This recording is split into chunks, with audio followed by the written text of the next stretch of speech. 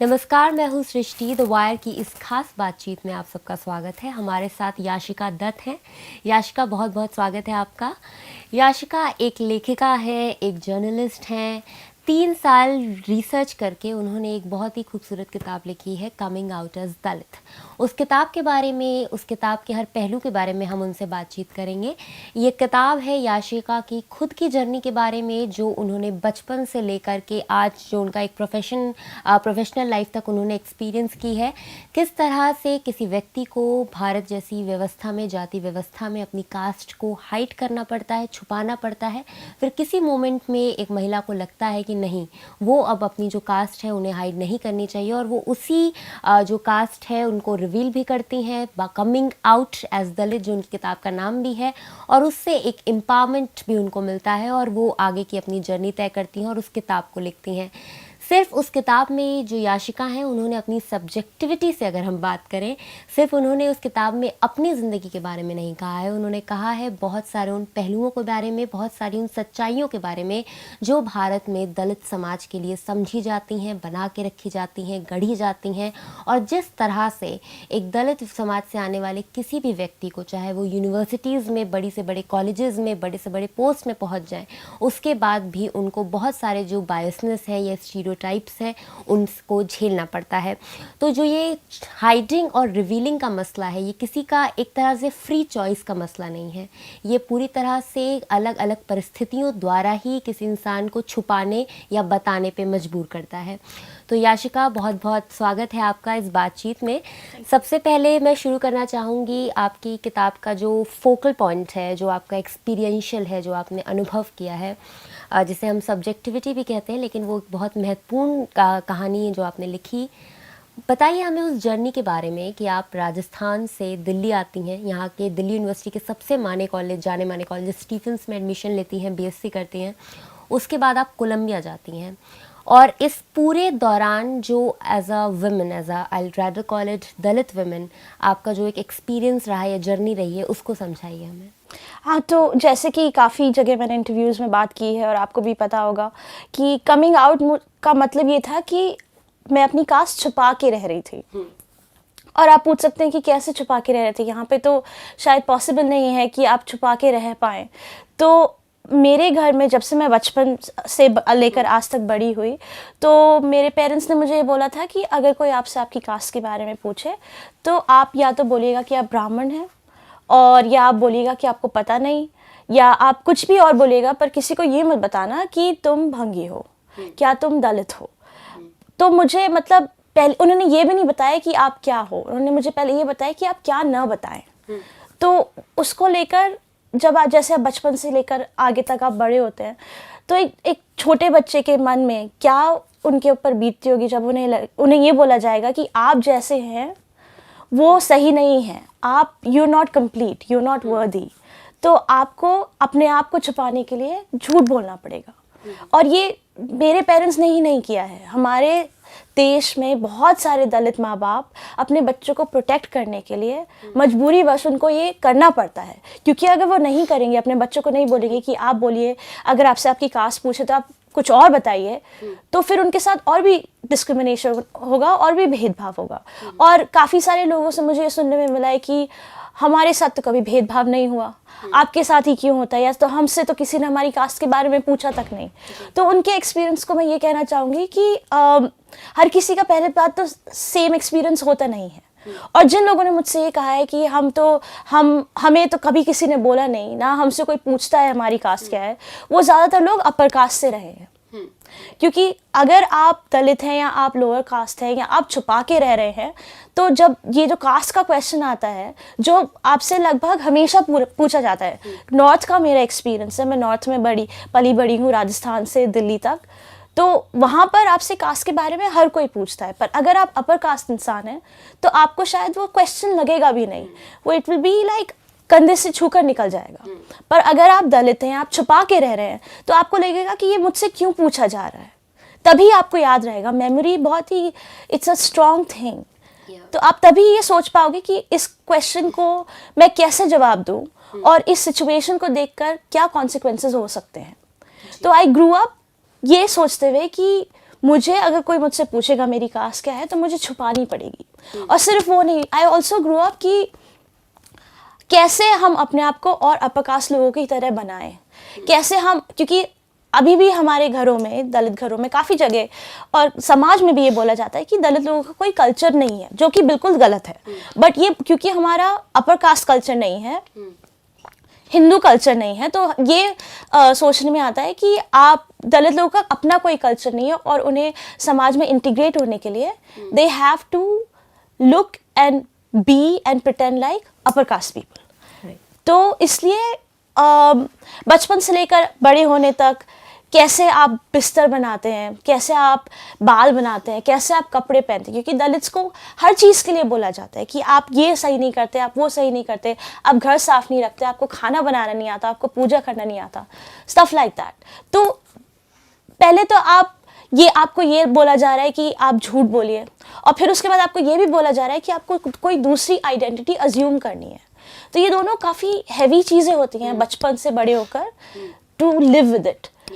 But जैसे कि काफ़ी सारे लोग करते हैं, सिर्फ मैं अकेली नहीं हूँ, काफ़ी सारे और भी दलित लोग हैं जो ऐसे अज्यूम करके आइडेंटिटी रहते हैं और फिर उनको स्ट्रगल भी करना पड़ता है कि मैं क्या बताऊँ या नहीं बताऊँ, क्या मैं दलित हूँ या मैं नहीं हूँ, या कैसे मैं अपनी आइडेंटिटी छुपा कर I am closer to the upper caste world. So मैं क्या, मुझे उसका एडवांटेज मिल रहा है, पर क्या अंदर से जो मैं हूँ अगर किसी को पता चल गया, इफ somebody finds out, तो क्या उसका इफेक्ट होगा।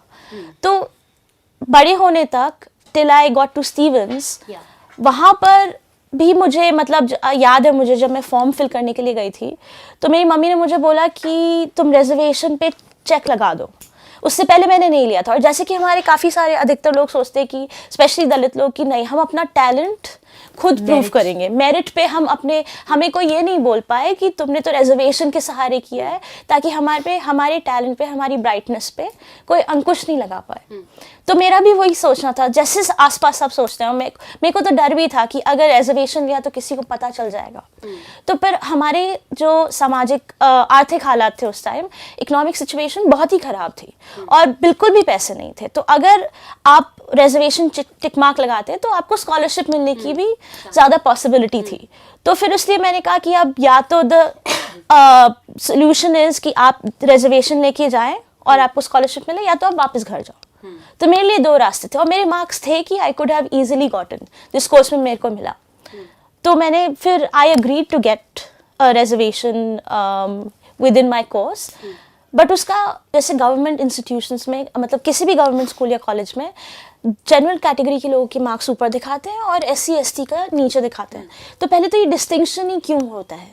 कि ताकि आप ये बता सकें कि, या फिर लोगों को मार्क किया जा सके कि ये कोटा वाले हो, वो कोटा वाले नहीं है। तो मुझे 3 साल तक ये लगा कि क्या मेरे फ्रेंड्स को जब पता चलेगा, या वो देख रहे हैं, या फिर उनको पता है कि मैं SC ST से हूँ, तो वो मेरे फ्रेंडशिप्स पे लेकर उसको क्या इम्पैक्ट पड़ेगा। सेम थिंग आई वांट कि आप बताएं थोड़ा सा कि 2016 में जिस तरह से एक हैदराबाद यूनिवर्सिटी के एक स्टूडेंट रोहित वेमुला ने सुसाइड किया, और उसके बाद काफ़ी सारी जो परिस्थितियाँ थी, उन्होंने जो अपनी बचपन से लेकर के उन्होंने उसको एक लेटर में लिखा। और उस लेटर के एक बहुत खूबसूरत शब्द थे कि इंसान की कीमत कितनी कम लगाई जाती है। तो आपने अपनी किताब में भी लिखा है कि किस तरह से ये जो रोहित वेमुला का केस था और उनका जो पत्र था, वो भी एक लेखक बनना चाहते थे लाइक कार्ल सागन। तो उस चीज़ का कितना प्रभाव पड़ा आपने, और आपने क्यों अपने आप को एक अर्बन स्पेसेस में, जो यूनिवर्सिटीज़ में कास्ट का डिबेट है, किस तरह से इस मामले से रिलेट किया? जैसे कि रोहित वेमुला का मामला जो 2016 में हुआ, उससे पहले अगर हम 2012 में जाएं तो ज्योति सिंह का जो केस था, निर्भया का केस जो था, उसके बाद बहुत सारे जो स्पेसेस थे, अर्बन स्पेसेस में विमेन की सेफ्टी का क्वेश्चन शुरू हो गया था। और हम में से बहुत सारी महिलाएं अपने आप को उस सिचुएशन से रिलेट कर पा रही थी। तो बहुत सारी परिस्थितियों से हम रिलेट कर पाते हैं। उसी तरह से जो जीशा या डेल्टा मेघवाल का केस हुआ, आप अपने आप को एक दलित वुमेन की आइडेंटिटी से इन अर्बन स्पेसेस में, यूनिवर्सिटी स्पेसेस में किस तरह से देख पाती है? उस पूरी जो सोशल हायरार्की है, इन सारे मामलों को जब आप देखती हैं तो आप अपनी लोकेशन को कैसे देख पाती हैं? हाँ, तो पहले तो मैं आपके रोहित के बारे में बताती हूँ।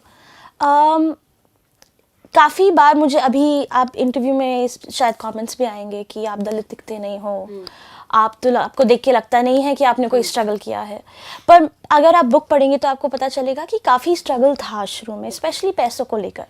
तो पहले तो जब मैंने उनका लेटर पढ़ा तो मुझे वो लिखा आ रहा था कि दलित स्कॉलर रोहित वेमुला, और लेटर इंग्लिश में था।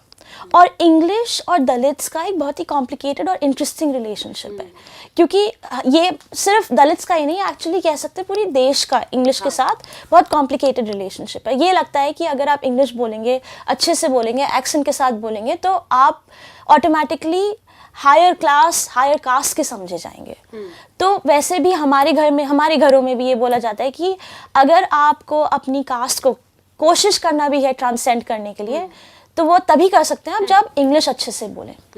तो मैं इंग्लिश काफ़ी हमारे मतलब इम्पॉर्टेंस काफ़ी दी गई, एम्फसाइज काफ़ी किया गया। मेरी मम्मी ने भी, आपने बुक में पढ़ा होगा, शुरू से काफ़ी एजुकेशन दी कि आपको इंग्लिश घर में बोलना ही है, इंग्लिश तो अच्छी होनी ही चाहिए, बाकी कुछ हो ना हो, इंग्लिश बहुत ज़रूरी थी। तो जब मैंने उनका ये लेटर पढ़ा इंग्लिश में, तो पहली बार था मेरे लिए कि जब मैंने किसी दलित स्टूडेंट का, दलित राइटर नहीं, कोई एक आम इंसान, आम स्टूडेंट का इतना ब्यूटीफुल लेटर मैंने पहली बार पढ़ा था। तो पहली बात तो मेरे को वो काफ़ी इम्पैक्ट हुआ। और उस टाइम पे मैं कोलंबिया से निकली थी, 1-1.5 साल हुआ होगा मुझे, और वहाँ पे मुझे सोचने का और समझने का, पढ़ने का मौका मिला, जो आपको आर्ट्स एजुकेशन के बाद ही समझ में आता है कि सिस्टम्स ऑफ ऑपरेशन क्या हैं और कैसे एक समाज दलितों को बाहर रखने के लिए ही बनाया गया है। जैसे कि यूएस में बोलते हैं कि वाइट सुप्रेमेसी है, और to keep black people out the system has been created.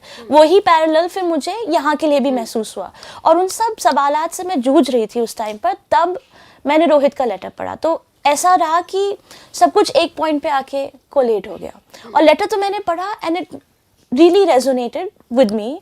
मुझे लगा कि इनके वर्ड्स इतने पावरफुल थे कि अब वो कह रहे थे कि can a Dalit person be more than a vote, एक वोट या नंबर से ज़्यादा हो सकते हैं नहीं? क्या हम लोग को आप इंसान के रूप में देखेंगे कभी? क्या आप can we be seen as human beings with minds made of stardust? These are such powerful words. But उस वहाँ तक लेटर पढ़ने के बाद मुझे लगा कि ये कौन है, मतलब जर्नलिस्ट तो हैं ही हम, तो थोड़ा सा रिसर्च करना पड़ता है कि कौन है, कहाँ से इनकी हिस्ट्री है। तो मैंने उनकी फ़ोटोज़ फेसबुक पेज पे जाके देखा, और मैंने थोड़ा बहुत इसके बारे में पहले भी बात की है। तो मेरे को दिखाई दिया कि उनका एक फ़ोटो था जो उनके थोड़ा नीचे स्क्रॉल करके मेरे को नज़र आया, और मैंने देखा कि वो फ़ोटो से उन्होंने मुझे 10 दिन पहले फ्रेंड रिक्वेस्ट भेजा था। शायद हमारे कुछ, मैंने रिसेंटली थोड़े फेसबुक ग्रुप्स दलित के लाइक किए थे। मैं कोलंबिया जाके मेरा थोड़ा सा अवेकनिंग चालू हुआ था, तो आई स्टार्टेड लाइकिंग फेसबुक पे।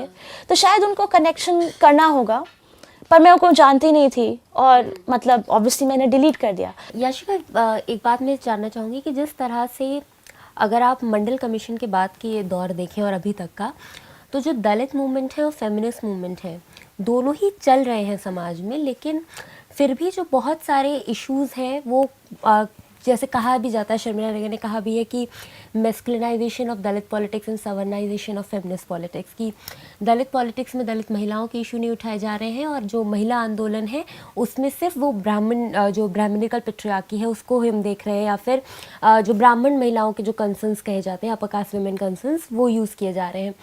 तो मंडल कमीशन के समय की अगर आपको बातें याद हो तो बहुत सारी महिलाएं खड़ी थी पोस्टर्स के साथ, we don't want unemployed husband.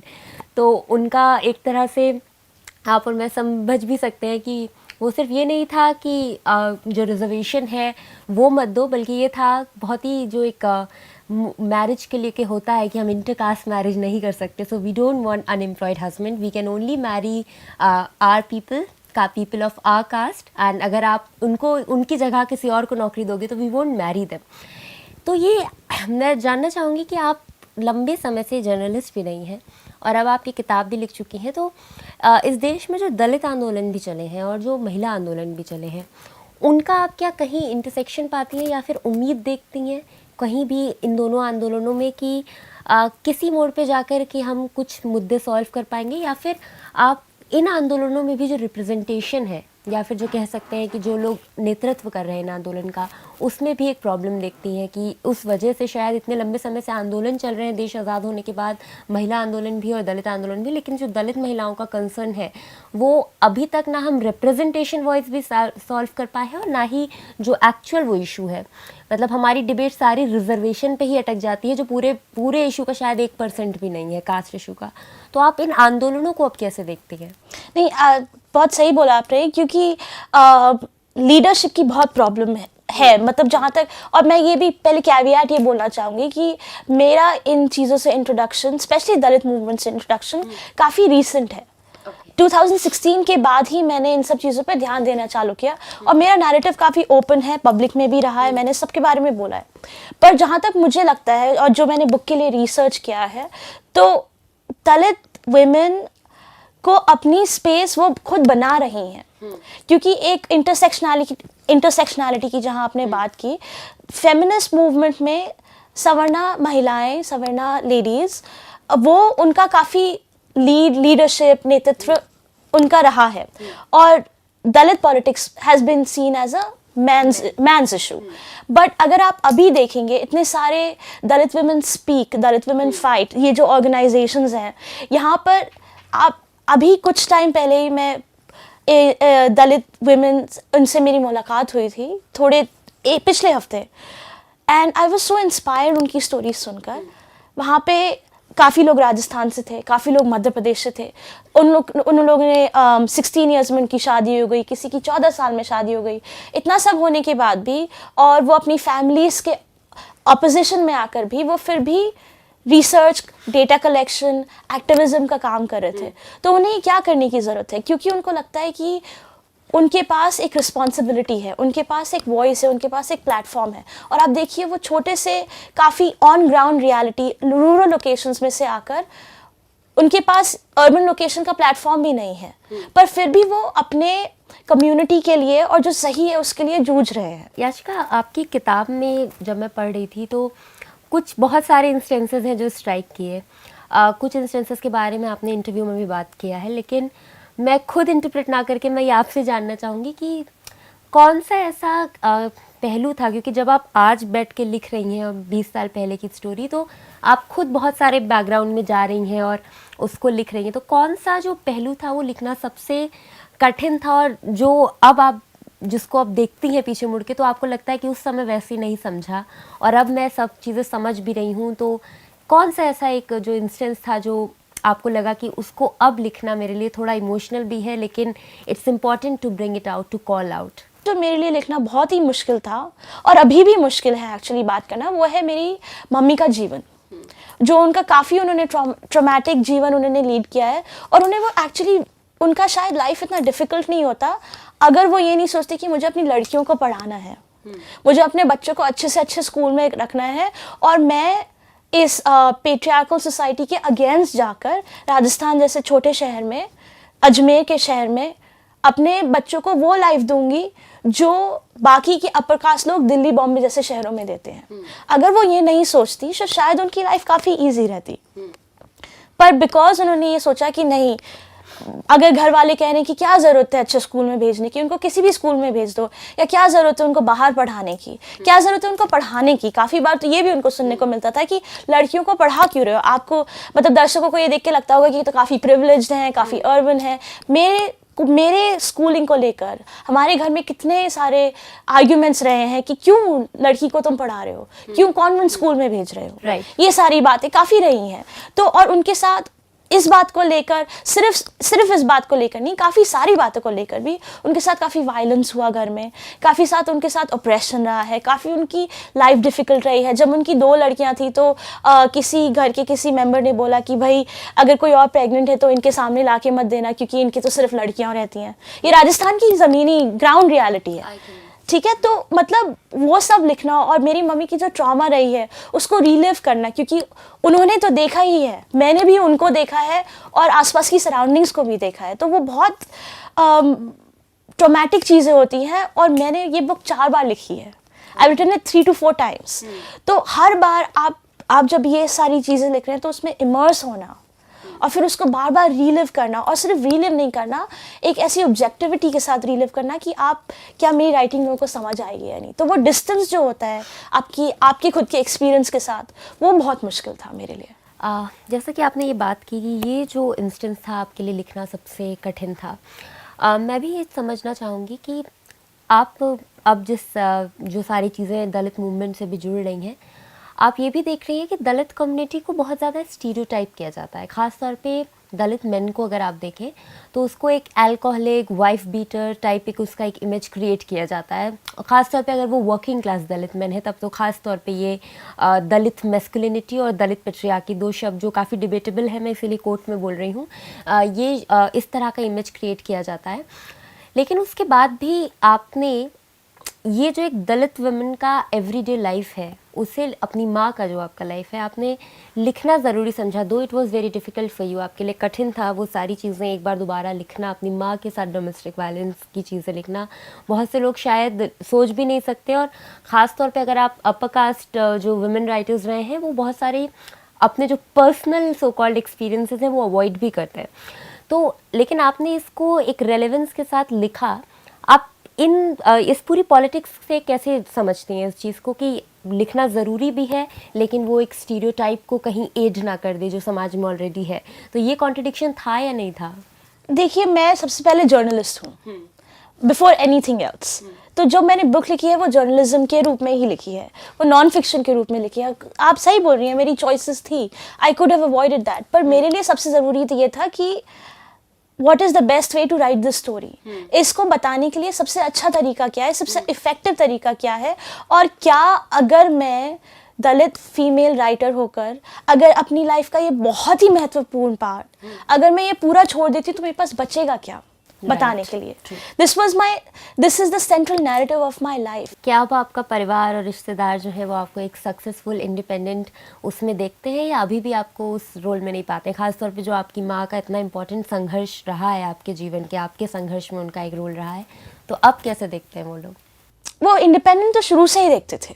वो आई थिंक वो इंडिपेंडेंस का ज़्यादा फर्क नहीं पड़ा, क्योंकि अगर आप कोई महिला है, स्पेशली दलित महिला, वो अपने परिवार के अगेंस्ट जाकर उनसे लड़कर अपने बच्चों के लिए जो उनको करना है, स्पेशली लड़कियों के लिए, उन्होंने ऐसा नहीं है, मैं ये भी बोलना चाहूँगी, मेरा भाई भी है, उसके लिए भी उन्होंने उतना ही किया। बट शायद कहीं ना कहीं राजस्थान जैसी सोसाइटी में लड़कों को काफ़ी फेवर दिया जाता है, तो कि उनका ये कहना था कि लड़की को तो आप कर ही दीजिए।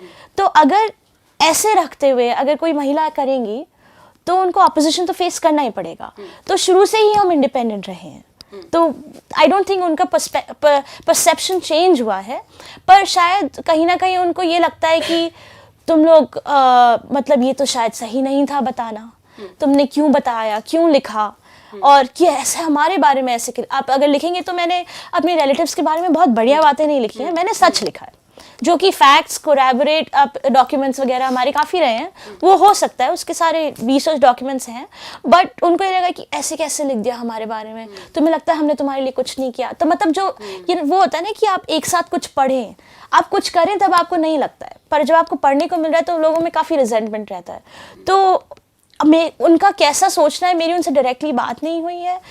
इंडिपेंडेंट आई वॉज, जब मैं HD में काम करी थी तभी मैं इंडिपेंडेंट थी, जब मैं कोलंबिया चली गई तभी मैं इंडिपेंडेंट थी। अब वो क्या मुझे सक्सेसफुल मानते, तो सक्सेसफुल तो मैं खुद भी नहीं मानती अपने आप को, तो मुझे नहीं पता वो क्या मानते होंगे, बट मुझे पता नहीं है कि उनको खुशी है मैंने बुक लिखी है नहीं। सक्सेसफुल राइटर एंड Thank हम you. आगे भी इसी की चीज़ की उम्मीद कर रहे हैं। लेकिन आप HT की बात लाई, या फिर अभी आप कई बार आपने जोर दिया जर्नलिज्म की अपनी आइडेंटिटी पे, आपने कई समय तक न्यूज़ रूम में गुजारा है अपना एक लंबा दौर। जी, न्यूज़ रूम्स में कई बार ऐसा देखा जाता है, और जो सच्चाई भी है अगर हम उसे एक्सेप्ट करें, कि आप दलितों पे, वर्किंग क्लास पे स्टोरीज़ करते हैं, लेकिन वहीं उसी कम्युनिटी से जो लोग आते हैं उनको आप उतना रिप्रेजेंटेशन नहीं होता न्यूज़ रूम में, और अगर होता भी है तो वो पावर पोजीशंस में नहीं होता जनरली। मतलब अगर आपको दिख जाएगा कि कोई छोटी पोस्ट पे दिख जाएंगे आपको दलित कम्युनिटी से लोग, लेकिन कोई बहुत ज़्यादा हाईली पेड रिपोर्टर्स, करस्पॉन्डेंट और ख़ास तौर पे एंकर्स जो न्यूज़ रीडर्स होते हैं वो आपको नहीं दिखते।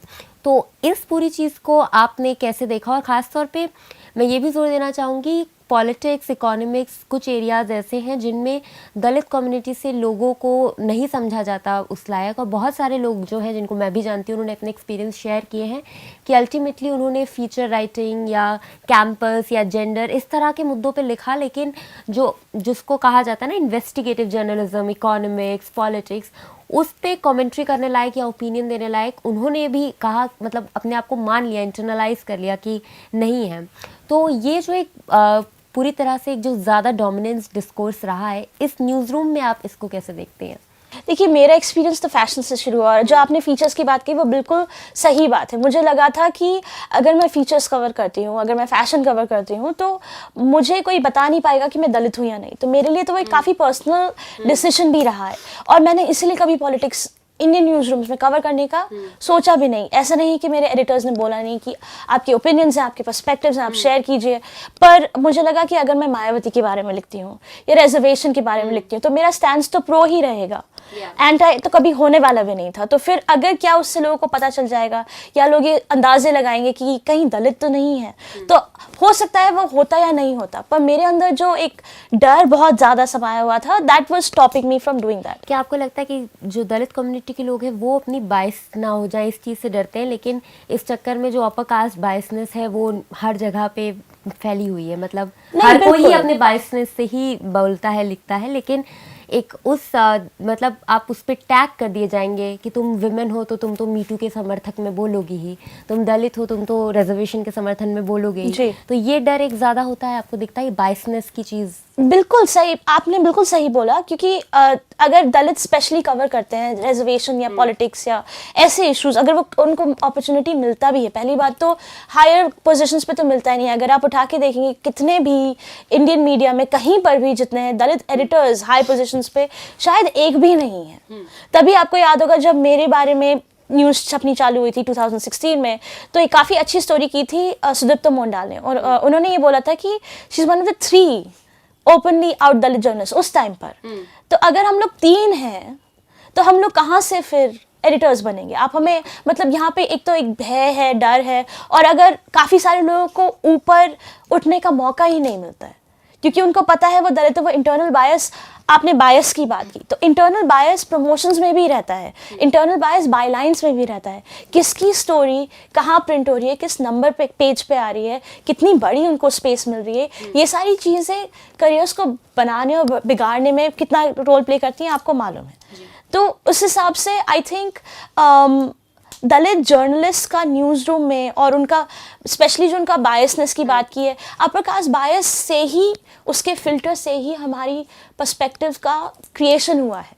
जो आज हम कल्चर जो सोचते हैं, मीडिया कल्चर, वो हमारा अपर कास्ट बायस का रिजल्ट है, अपर कास्ट मेल बायस इन पर्टिकुलर। तो सेकेंड लास्ट क्वेश्चन की तरफ अब मैं बढ़ रही हूँ कि कई बार आपने लिखा भी है और बोला भी है कि you don't look like a Dalit, आप दलित जैसे दिखते नहीं हो। ये चीज़ आपको बहुत बार कॉल आउट की गई, और ये जो स्टीरियोटाइपिंग है ये समाज में दिखती ही है कि आपको अगर ऑप्रेस्ड आप अपने आप की आइडेंटिटी दिखा रहे हैं तो आप अच्छे नहीं दिख सकते, अच्छे in the sense in quote कि आप प्रिविलेज किसी भी तरह से नहीं दिख सकते। तो आपका इतना लंबा एक संघर्ष भी रहा, और उसके बाद आप स्टीफन से कोलंबिया, और उसके बाद आपने अलग अलग जगह काम भी किया यहाँ पे। आपको क्या लगता है कि उस संघर्ष को लोग इग्नोर करके सिर्फ आपकी जो प्रेजेंट, आपका जो अपीयरेंस है उसको देख करके ये जो चीज़ बोलते हैं, you don't look like a Dalit, आप दलित जैसे नहीं दिखते हो, इसमें आपको क्या मानसिकता दिखाई देती है? बहुत ही बेबुनियाद और रूढ़िवादी और पिछड़ी हुई मानसिकता दिखाई देती है इसके बारे में। अगर आप लोग ये बोल रहे हैं, अगर लोग ये कहते हैं मुझे कि आप दलित जैसे दिखते नहीं हो, तो कैसा दिखना चाहिए एक दलित इंसान, एक दलित महिला को? ऑप्रेस्ड, दुखी, ग्रेटफुल कि भाई आपने मुझे इतनी बड़ी अपॉर्चुनिटी दी, मैं तो I am going to look my worst. क्यों? अगर इस मेरे अपने आप को जिस तरह से मैं प्रेजेंट करती हूँ, वो प्रेजेंट करने में लोगों को ऑफेंस क्यों फील होता है?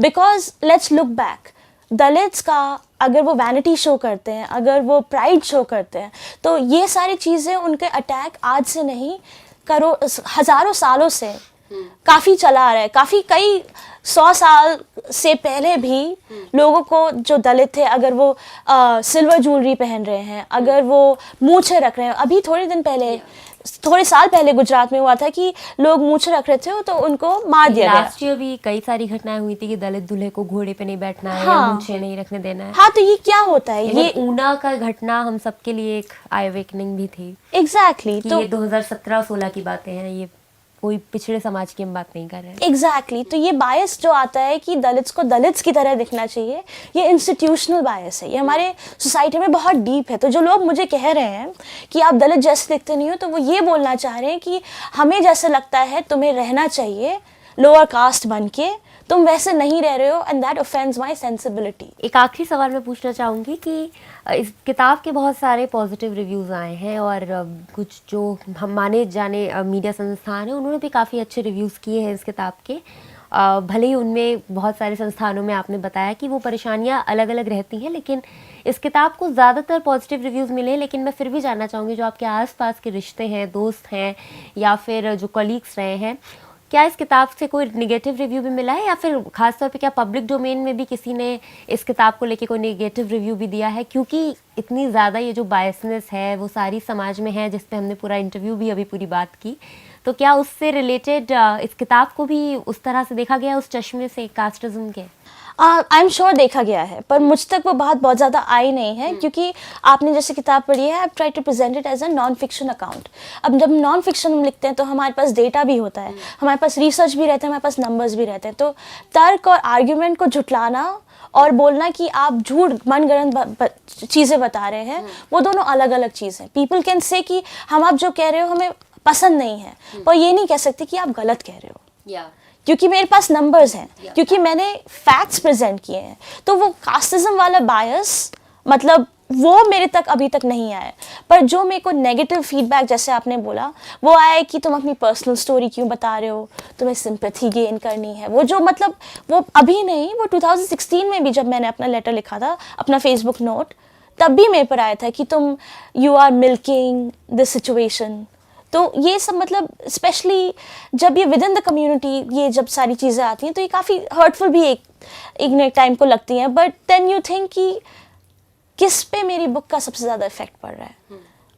थोड़े दिन पहले आई मेट दिस आर्टिस्ट, वो जे स्कूल ऑफ आर्ट में पढ़ती हैं, she is 21 years old, Mumbai में, और उन्होंने मेरे को एक आर्ट वर्क दिखाया जो उन्होंने बुक पढ़ने के बाद लिखा है। उससे पहले वो अपनी आइडेंटिटी के बारे में कभी बात नहीं करती थी।